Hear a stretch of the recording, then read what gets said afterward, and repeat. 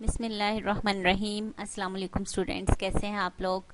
उम्मीद है आप सब लोग ठीक होंगे and enjoying your good health और enjoying online classes as well.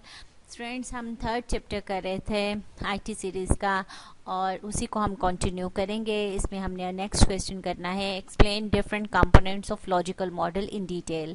Logical model में कौन कौन से इंग्रेडिएंट्स हैं, कौन कौन सी चीज़ें यूज़ की जाती हैं और उनको हम डेटाबेस में कैसे रिप्रेजेंट करते हैं, ये आज हम देखेंगे। The logical model contains the definition of data to be stored in database. Database के अंदर जो डाटा स्टोर करना है उसकी डेफिनेशन, उसका साइज़ क्या है, डाटा रूल्स कौन कौन से अप्लाई हुए हैं, डाटाबेस की टाइप, डाटा की टाइप क्या है, इस तरह की डेफिनेशन उसमें स्टोर हैं लॉजिकल मॉडल में। It also contains the rules and information about the structure and type of data. All entities, their attributes and their relationships are described in logical model. Logical model में सारी entities जो हमारे system का part होंगी उनके क्या क्या attributes होंगे और उनका एंटिटीज़ का आपस में क्या रिलेशनशिप होगा, ये सारा हम लॉजिकल मॉडल में डिस्क्राइब करते हैं। It is complete description of data stored in database. An overview of logical design is an overview of logical design process is as follows: represent entities, represent relationships, फिर merge the relationship and then normalize the relationship. Students first देखें, represent the entities. पहले हम entities को कैसे represent करेंगे। An entity, each entity in ER diagram is represented as a relation in relational model. Students, हमने ER diagram इसमें skip कर दी है क्योंकि हमारे स्मार्ट सिलेबस में वो इंक्लूड नहीं थी, लेकिन ER डायग्राम का मैं आपको ये बता दूं कि एंटिटी रिलेशनशिप डायग्राम को ER डायग्राम कहते हैं, जिसमें हम एंटिटीज़ बना के और उनके आपस में रिलेशनशिप को बताते हैं। ठीक है, अब हम लॉजिकल मॉडल में ये बताएंगे कि वो एंटिटीज़ उनको डेटाबेस में कैसे रिप्रेजेंट करना है, उनको रिलेशनल मॉडल में कैसे रिप्रेजेंट की, एंटिटीज़ को डेटाबेस में सेव कैसे करना है। ठीक है, ये समझ लें। तो देखें, एंटिटी नीचे आपको बताई जा रही है, एक एंटिटी है और उसके डिफरेंट एट्रीब्यूट्स हैं, ID, name, address, birth, date of birth, ये सारे उसके एट्रीब्यूट्स हैं।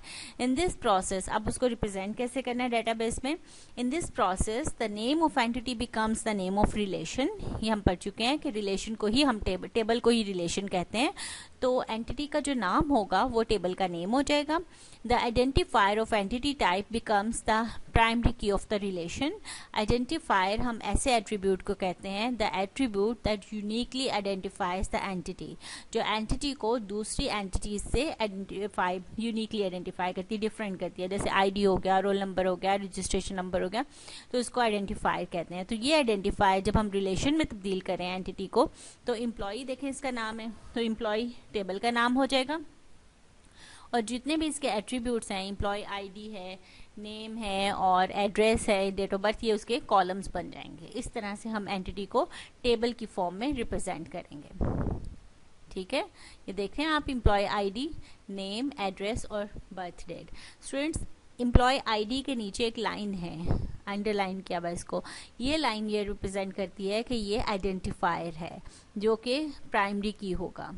ठीक है, जो कि रिलेशन के अंदर प्राइमरी की होगा। कीज हमने पहले पढ़ी थी ना, तो प्राइमरी की क्या प्रॉपर्टीज थी कि primary key can not have null value, can not have duplicate values and a relationship can have only one primary key. So here employee ID is the primary key and all other attributes are the parts of the columns of the table or relation. Then comes represent relationship. Each relationship in an ER diagram must be represented in relational model. और relationships को भी हम relational model में represent करेंगे. The representation depends on the nature of relationship. और ये कैसे represent करना है हमने, it depends upon the relationship की nature पे, कि नेचर क्या है, किस किस्म का रिलेशनशिप है, क्या वो 1-to-1 रिलेशनशिप है, 1-to-many रिलेशनशिप है, या किस तरह का रिलेशनशिप है. ठीक है, in some cases a relationship can be created between two relations in which one relation has the primary key and other has the related foreign key. ठीक है, उसने कहा कुछ relations में ऐसे होगा जैसे हमने पहले पढ़ा था लाइब्रेरी फॉरेन की, जब हमने पढ़ा था तो हमने लाइब्रेरी और एडमिशन के टेबल्स की एग्जांपल दी थी कि एडमिशन वालों के पास वो तमाम स्टूडेंट्स का डाटा होगा जिन्होंने एडमिशन लिया है, और लाइब्रेरी में सिर्फ उन स्टूडेंट्स का डाटा आ सकता है जो कि इधर होंगे मौजूद। इस तरह से हमने कहा था कि एडमिशन टेबल जो है वो क्या होगा, पेरेंट टेबल, और लाइब्रेरी वाला चाइल्ड टेबल। तो इस तरह से रिलेशनशिप को रिप्रेजेंट किया जा सकता है कि एक रिलेशन के दो रिलेशंस के साथ ताल्लुक है, ठीक है। In other cases a relationship can be created using a new relation that contains the primary keys attribute of relation as foreign keys, या फिर एक नया रिलेशन हम बना सकते हैं जिसके अंदर दोनों की प्राइमरी की और फॉरेन की बनी हो। Both attributes become the composite key of the new relation, और इस तरह वो जो एट्रीब्यूट होगा वो उसकी कंपोजिट की बन जाएगी। आगे हम देखेंगे इसको किस तरह से करना है। Merge the relations, in some cases may be redundant relations, redundant duplicate relations भी हो सकते हैं। It means that two or more relations may describe the same entity type. The redundant relations must be merged to remove the redundancy. तो हम इसमें relations को merge कर देंगे, रिलेशंस को मर्ज कर देंगे ताकि एक ही रिलेशन बन जाए और इसकी रिडंडेंसी खत्म हो जाए।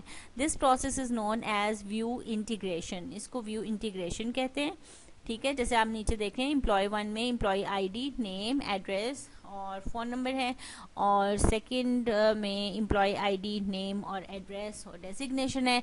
तो ये दो टेबल्स बनाए हुए हैं, एक टेबल में कुछ कम वैल्यूज़ हैं, आगे में ज़्यादा है, तो हम इन दोनों टेबल्स को, इन दोनों को मर्ज करके एक रिलेशन बना सकते हैं जिसके अंदर जो डुप्लीकेट इनके वो कॉलम्स हैं उसको मर्ज कर देंगे, उसको ख़त्म कर देंगे, ठीक है। जैसे देखें ऊपर नेम और नीचे एम्प्लॉय नेम, ये दोनों एक ही ना बात है, बस उसका थोड़ा सा ऊपर एड्रेस, नीचे ADDR, उसका मतलब ही एड्रेस ही है, ठीक है। तो इनके जो कॉलम्स हैं इनको मर्ज करके वन कॉलम बना देंगे। इस तरह से हम रिलेशंस को मर्ज करेंगे। उसके बाद आती है बारी जी normalise the relation. Normalization is a process of removing anomalies in the database. database के अंदर कोई anomalies हैं, कुछ problems हैं अगर, तो उनको ख़त्म करने को हम normalize the relationship कहते हैं। The relationship created in step 1 and step 2 may have some unnecessary redundancy. Some anomalies or errors may arise while updating these relations. The process of normalization refine these relations to avoid these problems. Students, कुछ problems हो सकती हैं database के अंदर जो relations को update करने में, जिसके में एरर आ सकता है जिसकी वजह से। तो नॉर्मलाइजेशन एक ऐसा प्रोसेस है जिसमें हम उन सारी एनॉमलीज को, उन सारी प्रॉब्लम्स को सॉल्व करेंगे, उनको ख़त्म करेंगे, और इस तरह से हमारा रिलेशनशिप नॉर्मलाइज हो जाएगा। स्टूडेंट्स, हमारा 3rd चैप्टर कंप्लीट हो गया है। कल इंशाल्लाह हम 4th चैप्टर स्टार्ट करेंगे जो कि है नॉर्मलाइजेशन, और नॉर्मलाइजेशन क्या होती है और इसकी कितनी फॉर्म्स हैं, ये इंशाल्लाह कल हम शुरू करेंगे चैप्टर, और कल ही ख़त्म कर देंगे। Thank you.